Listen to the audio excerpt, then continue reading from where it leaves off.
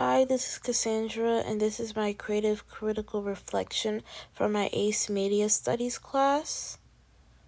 Let's get into it. This is my group. My group consists of 4 people, including me. I'm Cassandra, and my 3 other group mates were Gabriella. She's the one with the 2 pups. Shanti, she's the one with that blue shirt and the jeans. And Aaliyah, who's the one with the bag. I'm the one standing next to the trophies, and we all had our roles. Shanti was Momo.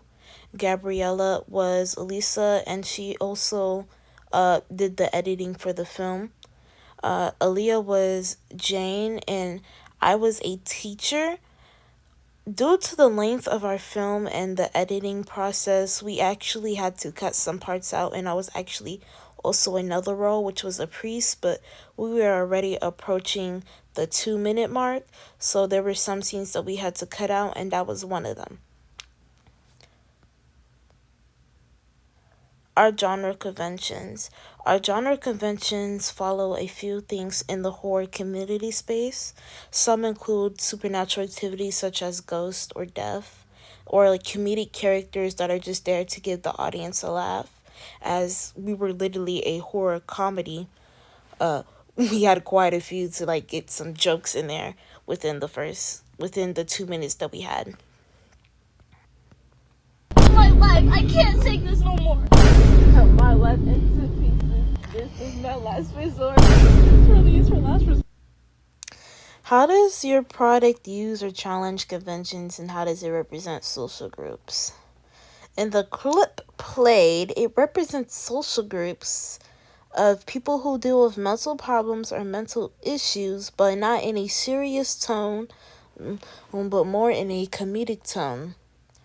As when they make a joke referring to a song, with the lyrics "Cut my life into pieces" and referring to Momo's last resort, as in the film she takes her life. Usually in horror movies there are ghosts and death and just supernatural entities in general, and how exactly this breaks away inside our film is with the dark comedy jokes, as previously stated before with that last resort joke. Camera shots. In our film, we use a lot of shots such as midpoint shots, over-the-shoulder shots, and low-angle shots. As previously stated before, we had to cut some clips out to save on some time, so the picture in the middle is not actually in the film, but it's a cut scene. Most of the time in the film, I was actually the camera person, or the camera woman in this case, so I just had to position the phone in a certain position, such as like holding it at a certain angle, because in cinematic mode there's not a zoom in or out option on the iPhone 13 base model.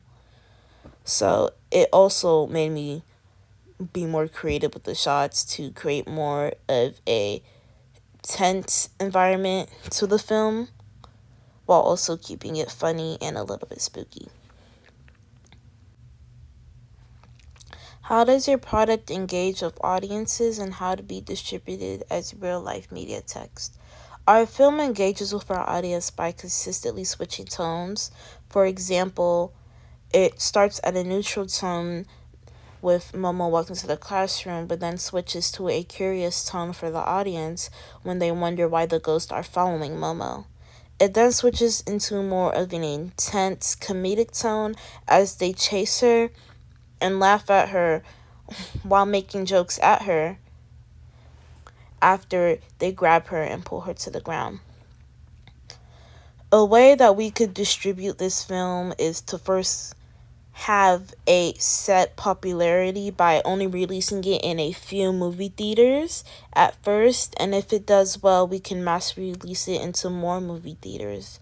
But even at that point, we would still release the movie on like streaming platforms such as Paramount Plus, Netflix, Hulu, and other streaming services, and also make it available to rent online or in person, or purchase on DVD.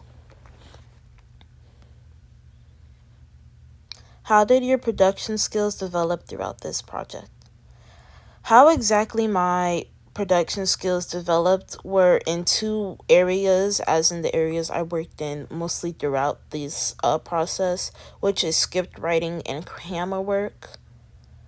Now, when I usually write stuff, I'm not very fond of writing essays or doing big projects that require a lot of writing.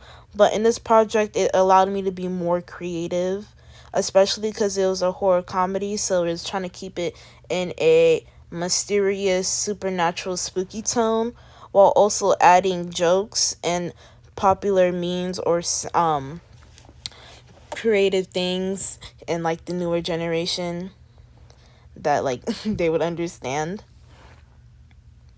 And my camera work improved a lot too because I usually get asked to take pictures or photos and like other stuff. And in this film, I mostly worked on the camera work as getting it into certain angles to make the movie appear more appealing to the audience by getting different angles and shots. How did you integrate technologies, softwares, hardware, and online in this project? Technology played a big role in the filmmaking process as that literally kickstarted the whole process within itself with me needing to firstly research different movies to get an idea and usually using websites as Google to link me to other websites to give me more details or looking at examples. And another way that allowed me to also use technology and allowed my group to also use technology was first writing the script on an app called Word, and then also editing on a editing app called CapCut to get sound effects, to get the black and white look to it, and to make it all come in one. Thank you for listening. That is the end of the CCR. Bye. So in the end, at the end of this project, what I've learned is way more writing and script writing to be made more creative, more camera angles and shots, and how exactly certain editing platforms can be used, and how beneficial technology is to not only filmmakers and society, but to me as a person who doesn't really use technology that much to get into the field of filming or different sound effects. Thank you for listening. Goodbye.